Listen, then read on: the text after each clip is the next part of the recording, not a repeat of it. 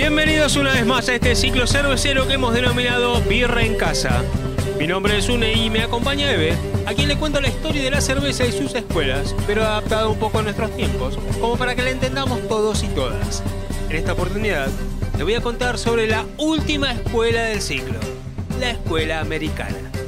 Chini, ¿cómo estás? Bien, muy bien, con muchas ganas de esta última parte, tramo final. Claro que sí. Como saben, este podcast es una grabación audiovisual y con público presente, a quienes invitamos a la participación activa en esta historia. Y no sé si se habrán dado cuenta que seguimos instalados aquí desde el capítulo anterior en la casa de Luli y Juani, a quien agradecemos enormemente, y también estamos rodeados de hermosa gente en esta velada. Gracias a todos. Muchas gracias. Uy. También quien aún está presente con nosotros es Jack Isla Cervecera, la cervecería de las Islas 132 en el Paseo de la Costa de Neuquén, que nos acompaña con unas ricas y refrescantes cervezas. Gracias, Jack. Gracias, Jack. ¡Bravo! Este es nuestro último capítulo de esta temporada, Chini. Así que vamos a disfrutar. A por él. Antes de arrancar con esta historia, debo aclarar que esta escuela no inventó ningún estilo de cerveza propio. No me sorprende. Pero han tenido otro protagonismo en la historia de la cerveza. Han reinventado muchos estilos europeos tradicionales, utilizando lúpulos especialmente aromáticos. El primer tip que te dejo. A ver, a tomar Cuando nota. en una cerveza se incluya la palabra American, es porque es una adaptación de una receta clásica. Ajá. Hecho por estos chiquilines. Reversionamos lo de ustedes, entonces Claro le que ponemos sí. otro nombre y nos lo Y le apropiamos. metemos American. Uno de los hitos de la cerveza en Norteamérica fue la travesía del célebre Mayflower, uno de los barcos que transportó a los peregrinos desde Inglaterra a Virginia, en los actuales Estados Unidos. Ajá. Como el agua se echaba a perder debido a la duración del viaje, plagado de contratiempos, los colonos bebían cerveza, preservada naturalmente por el alcohol y el lúpulo. Su importancia fue tal que cuando ésta se agotó, tuvieron que detener su viaje antes de tiempo, en la bahía de Plymouth, en las costas de Massachusetts. Una vez instalados en el Nuevo Mundo, los colonos continuaron su tradición de fabricar la cerveza de forma artesanal, por lo que se fueron multiplicando los pequeños productores por buena parte de los asentamientos. Aguante las microcervecerías. Claro que sí. Dijiste algo muy clave, ¿eh? Porque lo vamos a charlar. Ay, bueno, me adelanté, como No, otras pero veces. Como tantas otras veces. Pero bien, me gusta tu visión. Algunos registros históricos dicen que Martha Washington, la mujer del primer presidente de los Estados Unidos, tenía su propia receta de cerveza. Mirá qué bien. Qué La divina. tenía en su cuadernito de para hacer Sí. pan dulce, bizcochitos, cerveza. Se encontraron diarios personales de Martita. Y en uno de ellos, en la última página, están anotados los ingredientes y cantidades para la elaboración de una birrita. Era un brebaje con bajo contenido alcohólico y sin lúpulo, pero algo es algo. Tenía sus efectos. A la primera dama le debía de gustar mucho la cocina, porque además se encontraron libros de recetas de ellas con diferentes cócteles e incluso unas anotaciones para recuperar la cerveza que se había echado a perder. Mirá, era de empinar el codo. Aparte de cocina también le gustaba el chupi, Claro. ¿no? Y está bien, no, Bien. no tengo nada contra eso, solo, Adelante. pero no digamos que solo gastrónomo. Mientras no conduzca, está muy bien. Está muy bien.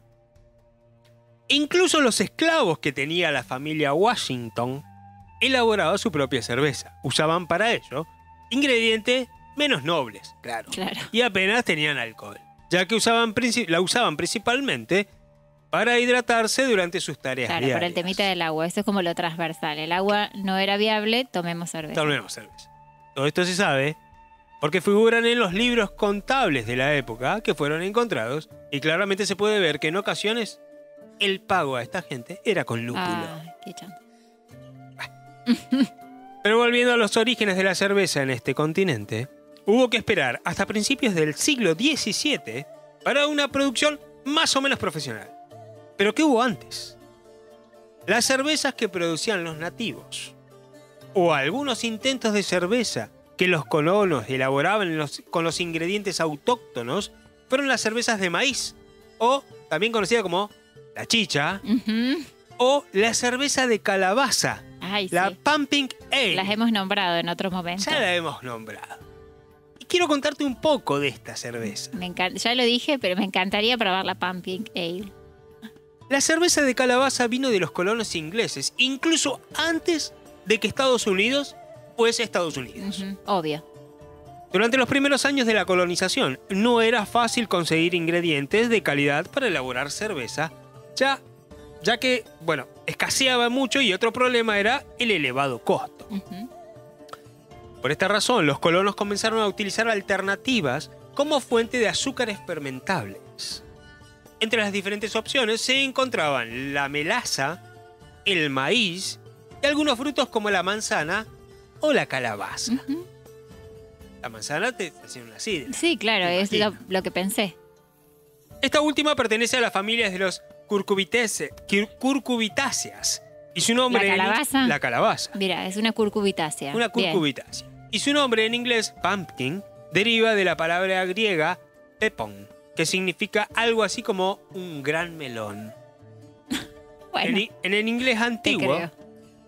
esto es una cuestión de fe, hermano. En el inglés antiguo se escribía pampion o pompio, un término que data del 1550 aproximadamente. La receta más antigua conocida de una Pompion Ale data de 220 años después de esa época. Y en ella constaba como única fuente fermentable la calabaza. No aparecía ningún cereal a diferencia de los que hoy en día podemos encontrar. Mira, o sea que es apto celíacos. Bueno, podría ser. Lo que también deriva que muchos decían que por aquella época lo que elaboraban era un vino más que una cerveza. Claro. Bueno, si se ponen ahí Claro, no nos pongamos tan estrictos. inquisidores. En estas primeras Pumping Ale, la malta era sustituida completamente por la pulpa de la calabaza y existían evidencias de que también utilizaban especias como canela, clavo o jengibre para condimentarla. Bien. Especias, Con mucho sabor la cerveza. sí, claro, que ya eran utilizadas para esa época. Y que, bueno, nada, era para fabricación de otras bebidas alcohólicas y también utilizada en la repostería también. Y sí, Claro que sí. como tenemos esto en el patio y lo usamos para, Lo usamos todo, para todo. incluida la cerveza. Además de ser vista como bebida saciante, la cerveza de calabaza era considerada también como un tónico para la salud muy recomendado por quienes practicaban la medicina por aquellas épocas. Todo era en nombre de la medicina. Me Sí, encanta. obvio. Escuchen los de Me Ayurveda. encanta. Era uno de los componentes más populares en una especie de cóctel que mezclaba ron, azúcar moreno y este tipo de cerveza, la Pumping. Bueno, Dale, viste, le metamos pones todo. ron y después lo que viene Metamos todo. A pesar de convertirse en un alimento básico durante todo el siglo XVIII, su popularidad comenzó a disminuir a principios del siglo XIX, con el mayor acceso a las maltas, porque había mayor acceso a las maltas de buena calidad, por lo que el uso de la calabaza en la elaboración de cerveza pasó a ser algo de carácter rústico Claro. o poco moderno.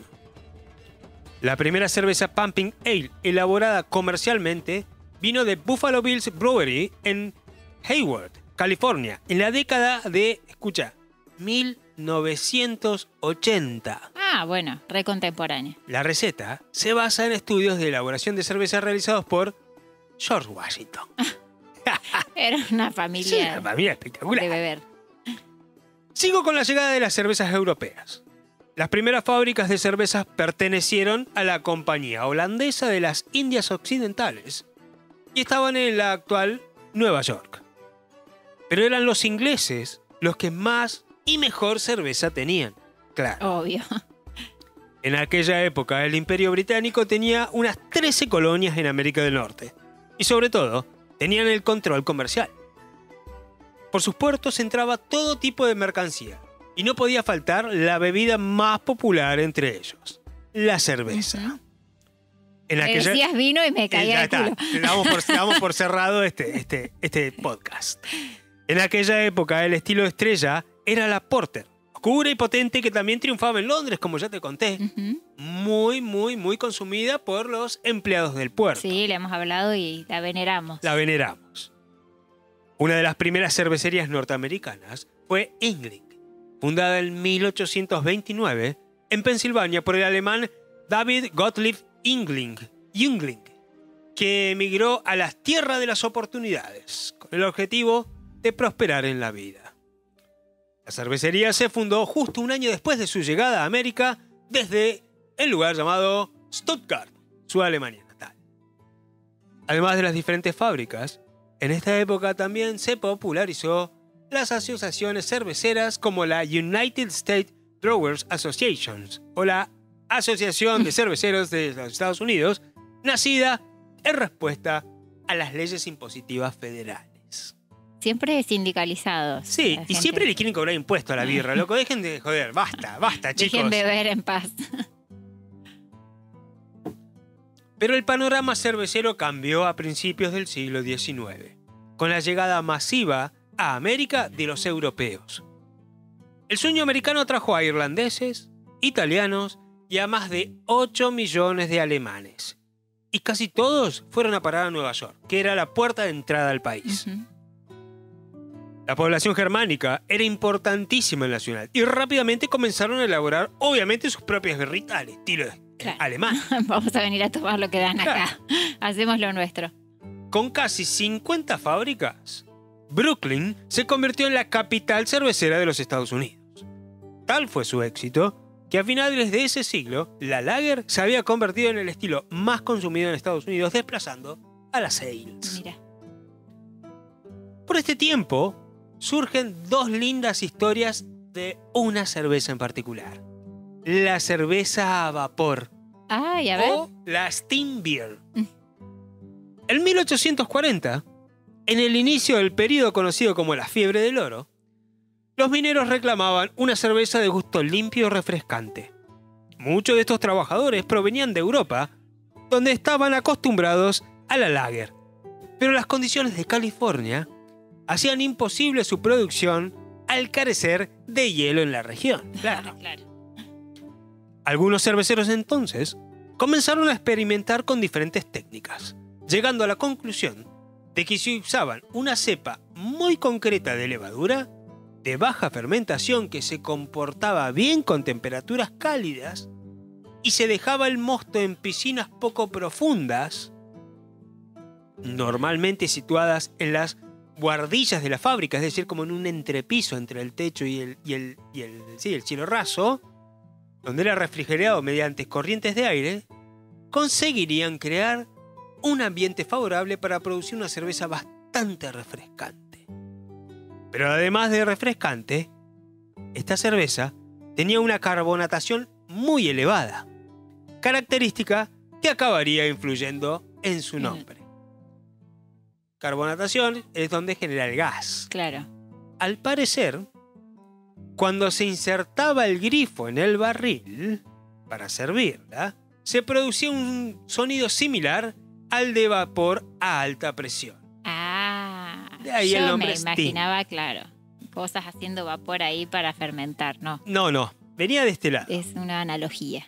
Quiero decir que con esto también hay registros de explosiones de barriles por excesiva presión que se generaba en esa elaboración. Por todo el gas. ese, Claro. La carbonatación. Esa es una. La otra historia de esta cerveza es que, es una posible explicación, es que la cerveza de California pasó a ser conocida como cerveza de vapor porque cuando era llevada a las buhardillas de esta fábrica, allí, a medida que el mosto se refrigeraba, gracias a la brisa de la bahía de San Francisco, se formaba una nube de vapor que inundaba todas las estancias de la Ay, mira cervecería. qué romántica. Otros que eran que abrieran la ventana, igual que los de la otra escuela, y... Esta es como muy romántica, esta explicación, ¿viste? Como en todas las partes del mundo... ¿Estás escuchando bien? Sí. Como en todas las partes del mundo, las cervecerías estadounidenses no fueron la excepción y experimentaron momentos de concentración.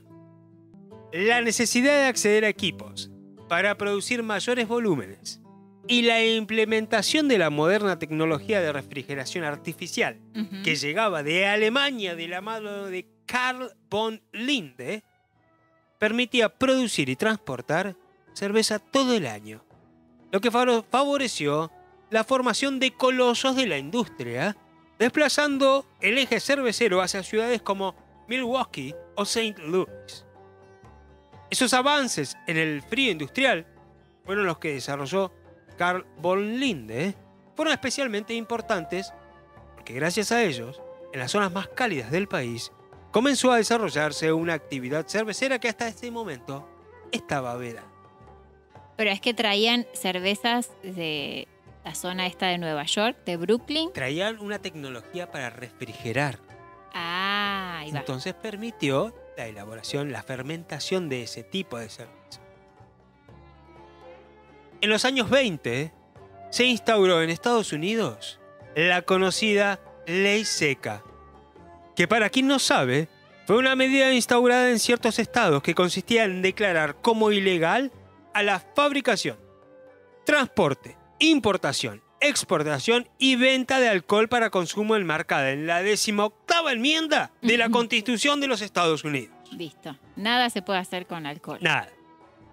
La prohibición del consumo de alcohol, salvo contadas excepciones, por ejemplo, la misa, que tenía, sí, que Claro. tenía vino, o una receta médica, generó un aumento de especulación en este mundo y aumentaron las fiestas clandestinas Y las recetas falsas. Y las ¿no? recetas Indicame falsas, tal imagino que sí. medicamento.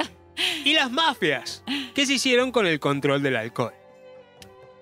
Evidentemente estas restricciones también afectaron a la cerveza claramente y sobre todo a las pequeñas cervecerías que no pudieron resistir la falta de ventas. Y no fueron tan ingeniosos para clandestinizarse. Al parecer no arreglaron. Pasado este tiempo, cuando en 1933 se levantó el veto al alcohol, solo quedaban unas pocas fábricas de cerveza en todo el país. Se trataba principalmente de cervecerías muy grandes que habían podido mantenerse comercializando otros productos durante este largo periodo de prohibición. Se estima que en estos 13 años de ley seca, los agentes federales incautaron 3.5 billones de litros de cerveza. Tremendo. Y la pregunta es, ¿qué ¿Qué hicieron con todo hicieron eso? con eso? Nadie sabe.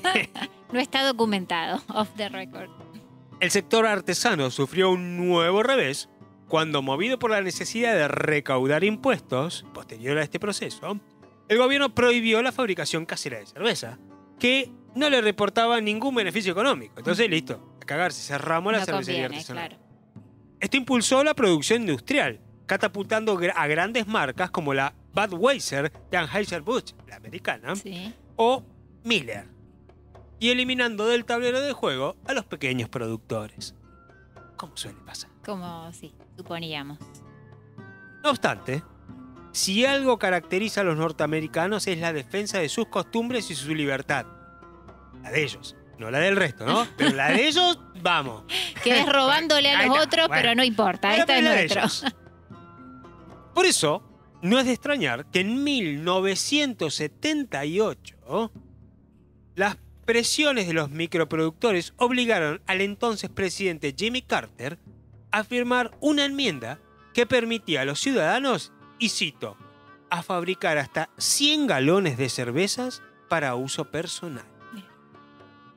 Esto propició que aficionados procedentes de diferentes sectores se animaran a formar parte de nuevo de este movimiento, buscando, si bien no el enriquecimiento económico, sino fabricar cervezas de mayor calidad y con más sabor.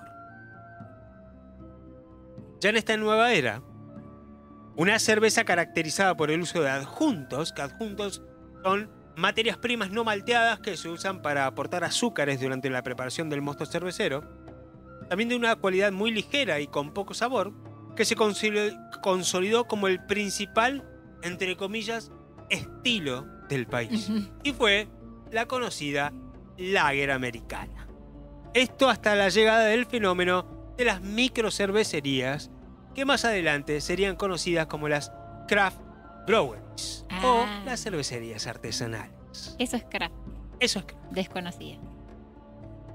En este terreno aún desconocido hasta ese momento, surgió una nueva generación de cerveceros, encabezados por Fritz Maytag, que compró Anchor Brewing, que era dueña de la Steam Beer, la cervecería a vapor. Ajá, sí. Ya venida menos, y que para reflotarla optaron por una vuelta de los orígenes a sus orígenes, no solo recuperando los estilos que habían traído sus antepasados británicos y centroeuropeos, sino que también incorporando técnicas que estaban desapareciendo. Mención aparte merece lo que sea, tal vez, junto con las mencionadas recuperación de estilos europeos en declive y una creatividad desbordada, el elemento que más define a la escuela americana, y es el lúpulo. Y es que hasta este momento, el lúpulo no era muy apreciado en este territorio porque se consideraba bastante áspero al sabor. Ajá. Fue que en esta década se empezaron a cultivar variedades autóctonas con sabores muy característicos. También, sumado a esto, se recuperaron antiguas técnicas de elaboración que dieron lugar a estilos característicos de la escuela americana, siendo la vedette de esta la famosa IPA americana, donde el lúpulo americano genera sabores de frutos tropicales y pino, pero con un amargor fuerte.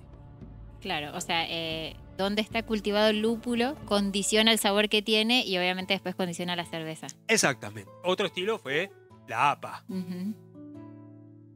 Y ojo que acá estamos hablando de la nueva ola que arrancó en 1980. Claro, es bien nuevita. Es muy nuevo. A lo largo de estos años, el sector ha ido creciendo y madurando hasta alcanzar las más de 5.000 cervecerías independientes, que en el 2016 acapararon un 12,3% de la cuota del mercado de la cerveza en los Estados Unidos, según la Asociación de Cerveceros de los Estados Unidos. Muchas de estas fábricas están ubicadas en el estado de California, concretamente en San Diego. La ciudad se ha convertido en uno de los epicentros del movimiento cervecero artesanal norteamericano, gracias a la creatividad de sus propuestas que han generado estilos de cervezas nuevos de gran adaptación en este segmento del mercado.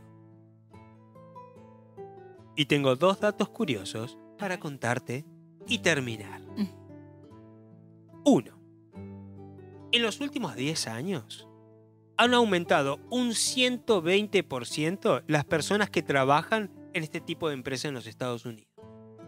O sea que crecieron las Crecieron. empresas. Pero el dato curioso que contrasta esto es con la disminución del consumo de cerveza del país. ¿Y qué es para exportación entonces? ¿O dónde se va toda esa cerveza? Ahí te cuento. A la vez, los precios subieron un 50%.